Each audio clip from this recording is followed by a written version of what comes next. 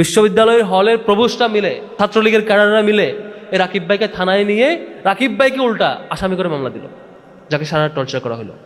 অপরাধ কি?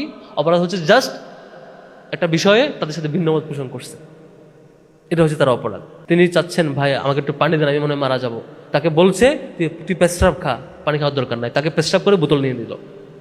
তো এই ঘটনাগুলো আগে ঘটেছে, এখন আলহামদুলিল্লাহ আপনারা পারছেন। আমাদের বাংলাদেশ এত বছর পিছিয়ে যাওয়ার অন্যতম একটা কারণ হচ্ছে মেধাবী শিক্ষার্থীরা বিশ্ববিদ্যালয় পরিসরে তার মেধার যে বিকাশ করবার কথা, তার গবেষণার যে বিকাশ করবার কথা, তার যে সামগ্রিক দেশ নিয়ে ভাববার যে কথা, নিজেকে নিয়ে ভাববার যে কথা, সেই সুযোগ শিক্ষার্থীরা পায় নাই। কারণ তাদেরকে এমন একটা চাপের মধ্যে রাখা হয়েছে, সে অলওয়েজ ট্রমাটাইজ থাকতেন। কেমন করে সে বাঁচবে, কেমন করে এই ভয় কাটাবে, কেমন করে মিনিমাম রেজাল্টটুকু করে সে একাডেমিক লাইফ শেষ করবে, এই ট্রমায় সে পার করতে পারে নাই। একটা হাদিস আছে, রাসূলুল্লাহ সাল্লাল্লাহু আলাইহি ওয়াসাল্লাম বলছেন যে মান রাআ মিনকুম মুনকারান ফালিগাইয়িরু মিনহু বিয়াদি ফাইন লাম ইয়াস্তাতি ফাবিলিসানি ওয়া ইন লাম ইয়াস্তাতি ফাবিকলবি। এটাতে বলছে যে কেউ যদি মান রাআ মিনকুম মুনকারান, তোমাদের মধ্যে কেউ যদি কোনো খারাপ কাজ দেখে, কোনো গর্হিত কাজ দেখে, ফালিগাইয়িরু মিনহু বিয়াদি, এটা যদি তোমাদের হাত দিয়ে এটাকে তোমরা পরিবর্তন করতে চেষ্টা করো, অর্থাৎ শক্তি দিয়ে, আমাদের পেশি শক্তি দিয়ে, ক্যাপাসিটি দিয়ে আমরা এটা প্রতিবাদ করি। যদি ফাইন লাম ইয়াস্তাতি, যদি সে সক্ষম না হয়, ফাবিলিসানি, অন্তত সে তার মুখ দিয়ে অন্তত প্রতিবাদ করবে, ভয়েস দিয়ে। যদি তাও না পারে, ফাইনলাম ইস্তাতি, তারপর বলছে হচ্ছে ফাবি কলবি, সে অন্তত তার হৃদয় দিয়ে ঘৃণা করবে। ওয়াযালিকা আদআফুল ঈমান, মুসলিমদের জন্য বলছে এটা হচ্ছে ইমানের সবচেয়ে দুর্বলতম স্থান, যে আপনি অন্তত অন্তর দিয়ে ঘৃণা করবেন এই ধরনের প্রকল্পকে, যে গর্হিত কাজকে। তখন এটা হচ্ছে আপনার ইমানের ন্যূনতম স্টেজ। এখানে যারা মুসলিম শিক্ষার্থী আছেন তাদেরকে অনুরোধ করবো, আপনার ইমানের পরিচয় অন্যতম এই জায়গাটিতে।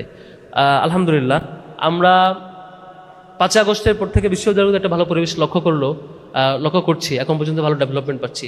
এবং আমরা আশা করছি মেডিকেল জোন শাখার যা এরিয়া আমি খোঁজখবর নিয়েছি, সবগুলো বিশ্ববিদ্যালয় মেডিকেলগুলোতে এখন পর্যন্ত দখল হয় না। সম্ভবত কয়েকদিন আগে একটা মেডিকেলে আপনারা পিটাইছেন, ভালোই শুনলাম, কোনো একটা মেডিকেলে যে একটা দল গিয়ে দখল করতে গেছে, সবাই মিলে তা প্রতিরোধ করে শেষ পর্যন্ত পিটুনি দিয়ে বের করছে, তাই না? কোন মেডিকেলে এটা? আপনাদের কাছে আমরা শিখছি, আপনাকে ধন্যবাদ, আপনাকে সেলুট। মেডিকেলের শিক্ষার্থীরা, আপনাদের এখানে রাজনৈতিক প্র্যাকটিস একেবারে কম হওয়া সত্য, ঢাকা বিশ্ববিদ্যালয়ের শিক্ষার্থীদের ইতিহাসকে আপনারা ভেঙে দিচ্ছেন। এখানে ঢাকা বিশ্ববিদ্যালয়ের কোনো শিক্ষার্থী, বিভিন্ন বিশ্ববিদ্যালয়ের শিক্ষার্থীরা অন্যায়ের প্রতিবাদ করে না, চুপসে যায় ভয়ে। এই বুঝি আমার চাকরি গেল, এই বুঝি আমি প্রমোশন পাবো না, এই বুঝি আমার রিকমেন্ডেশন থাকবে না, এই ভয়ে অনেকে চুপসে যায়, প্রতিবাদ করে না। সেই জায়গায় আপনারা মেডিকেলের শিক্ষার্থীরা আপনাদের দখলমুক্ত করবার জন্য দখল করতে গেছে, পিটুনি দিয়ে বের করছেন। আপনাদের প্রতি আমার পক্ষ থেকে সেলুট থাকলো, এবং আশা করি আপনাদের এই পথ ধরে বাংলাদেশের প্রত্যেকটা শিক্ষা প্রতিষ্ঠানে এই ধরনের প্র্যাকটিস আমরা জারি রাখবো, আশা করি। সম্মানিত শিক্ষার্থী ভাইয়েরা, আপনাদের বড় জায়গা হচ্ছে আমাদের ডাক্তার খালিদ ভাই বিসিএস আদার্স কিছু বিষয় নিয়ে বলছেন শেষের দিকে, আমি জানি না কি আলোচনা হয়েছে। তবে আমার আরেকটা কনসার্ন হচ্ছে চিকিৎসা শিল্পে, চিকিৎসার জায়গায় আমাদের অনেক বেশি আমাদের পিছিয়ে থাকা এখন পর্যন্ত। আমাদের এখনও আশপাশের রাষ্ট্রের দিকে তাকাইতে হয় ক্রিটিক্যাল মুহূর্তে। এখনও আবার পরে দেখি যে আমাদের অনেক ভালো ভালো ডাক্তাররা দেশের বাইরে আছেন, বিভিন্ন জায়গায় সেবা দিচ্ছেন। প্রায় সবকটা দেশে যেগুলো ভালো চিকিৎসা, সবকটা দেশে বাংলাদেশিরা আছেন, তারা চিকিৎসা দিচ্ছেন, ভালো ভালো চিকিৎসক। ওখানে বাংলাদেশে হয়তো কমফোর্ট ফিল করছেন না, তো পলিটিক্যাল কারণে হোক, যে কারণে হোক, আর্থিক কারণে হোক, কিন্তু বিনীত অনুরোধ থাকবে যে দেশের প্রতি নিশ্চয়ই আপনারা ভালোবাসেন, দেশের কল্যাণ চান। যেমন খালিদ ভাই যেমন করে একটা বিশেষ এজেন্ডা, বিশেষ সেক্টরে তিনি রোল প্লে করছেন, এবং উনি ওখানে আমার মতে বেশ বস ভূমিকা রাখছেন আলহামদুলিল্লাহ। উনি যেখানে চিকিৎসা দেন এবং সকল পর্যায়ের রোগীরা তার কাছে চিকিৎসা নেন, একটা সেক্টর। আর অনেক সেক্টর আমরা দেখেছি যে বিভিন্ন ডাক্তাররা সাহসের সাথে ভূমিকা রাখছেন।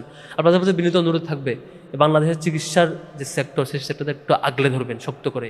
আমরা দেখতে চাই যে এই তরুণরা, আপনারা পারবেন, আশা করি আপনারা পারবেন। আমাদের এই প্রজন্ম যেমন রক্ত দিয়ে এই ফেসিবাদ মুক্ত করেছে, হয়তো ডেভেলপমেন্ট এখন আমরা নিশ্চিত করতে পারি নাই, বাকি ডেভেলপমেন্ট আপনারা পারবেন। আপনারা যদি পথ দেখান, আপনারা বহু জায়গায় আপনারা পথ দেখিয়েছেন, অলরেডি বহু জায়গাতে দেখিয়েছেন। একটা জায়গায় পথ দেখাতে পারলে আমরা একসময় দেখতে চাই বাংলাদেশ ছোট রাষ্ট্র হওয়া সত্ত্বেও পৃথিবীর সকল রাষ্ট্র থেকে চিকিৎসা নিতে বাংলাদেশে আসবে একসময়, ইনশাল্লাহ আসবে, ইনশাল্লাহ এক সময়। বাংলাদেশ ছোট রাষ্ট্র হওয়া সত্ত্বেও আশপাশে তারা দখল করতে চায়, আশপাশের আমাদের বন্ধুপ্রতিম রাষ্ট্র বলে যারা পরিচিত দখল করতে চায়। আমরা হয়তো ওখানে চিকিৎসা নিতে যাই কেউ এখনো, আমরা দেখবো হয়তো 10-15 বছর পরে তারা সহ আশপাশের সকল রাষ্ট্র থেকে ক্রিটিক্যাল রোগীরা আমাদের দেশে স্বাচ্ছন্দ্য বোধ করবে সেবা নিতে, এবং আমরাও প্রাউড ফিল করবো, এবং আমাদেরকে সারা পৃথিবীকে আপন করে নেবো যে পৃথিবীর সকল মানুষেরা আসো, আমরা কাউকে কোনো ধরনের ইনজাস্টিস করবো না, আপনারা সবাই এটা লিড দেবেন ইনশাল্লাহ, আমরা পারবো। আমাদের এই প্রজন্ম, আমরা এই বাংলাদেশকে চেঞ্জ করতে চাই। আমাদের এই প্রজন্ম, আমরা যখন দেখি আমরা এই প্রজন্ম রক্ত দিয়ে বাংলাদেশকে স্বাধীন করেছি, নতুনভাবে ফেসিবাদ মুক্ত করেছি, জুলাই সনদ আদার্স সব কিছু নিয়ে আবারও বাটপারি হয়, মুরব্বীরা সেগুলো আবার বাটপারি করে সিনিয়ররা এসে আমরা এটা এখন আবার ট্যাকল দিতে পারছি না, আমরা দ্বিতীয়বারের মতো হয়তো আবার শপথ নিতে হয় যে আমরা আবারও সময় লাগতে পারে, কিন্তু আমরা একটা কমিটমেন্ট নিতে পারি যে যে ফিল্ডে রেডি হব, যে ফিল্ডে রেডি হতে চাই সেই ফিল্ডে আমরা ভালো ভূমিকা রাখবো ইনশাল্লাহ, আমরা পারবো। আমি ছাত্র শিবিরকে বিনীত অনুরোধ করব, বিশেষ করে মেডিকেল জোন শাখাকে, বিশ্ববিদ্যালয়ের শিক্ষার্থীরা আপনার সাথে দ্বিমত করতে পারে এবং প্রচণ্ড বিরোধিতা করতে পারে, কিন্তু তারা বিশ্ববিদ্যালয়ের শিক্ষার্থী, মেডিকেলের শিক্ষার্থী, তাদের প্রত্যেকের ক্যারিয়ারের যে কোনো কাজে সহযোগিতা করাটা মেডিকেল জোন শাখার দায়িত্বশীলদের দায়িত্ব, তারা আশা করি দায়িত্ব পালন করবে। আমরা এটা ঘোষণা দিতে চাই, আপনি ছাত্র শিবিরের সাথে প্রচণ্ড দ্বিমত করবেন, এটা আমরা ওয়েলকাম করব। আপনার দ্বিমতটাই আমাকে সমৃদ্ধ করবে, আপনি প্রচণ্ড বিরোধিতা করবেন, আপনার বিরোধিতা আমাকে সমৃদ্ধ করবে। আজকের এই আয়োজনের সফলতা কখনোই এটা না যেখানে যারা উপস্থিত হয়েছেন সবাই শিবির করা শুরু করলেন, এটা আয়োজনের সফলতা না। এটা সফলতা তখন যখন আপনারা শিবিরের ভুলগুলো ধরাই দেবেন সাহসের সাথে, তখন আজকে আয়োজন সফল হবে। এই আয়োজন তখন সফল হবে যখন আমরা ভুল পথে গেলে আপনারা আটকায় দেবেন।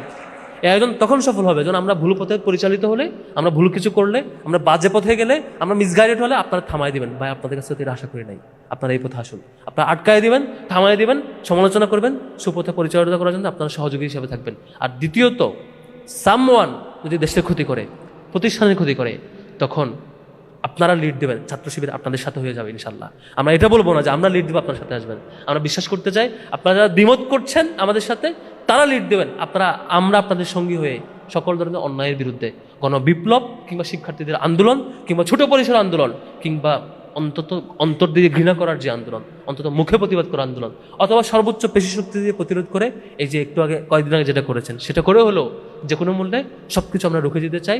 আমরা একটা জায়গায় জিরো টলারেন্স থাকবো ভাই, যে মতেরই হোক, যে দলেরই হোক, বিশ্ববিদ্যালয়গুলো ক্যাম্পাসগুলো কারো দখল হইতে দিব না ইনশাল্লাহ, যেভাবেই হোক না কেন। এই মতো আমরা এক থাকবো, আমরা পারবো তো ইনশাল্লাহ।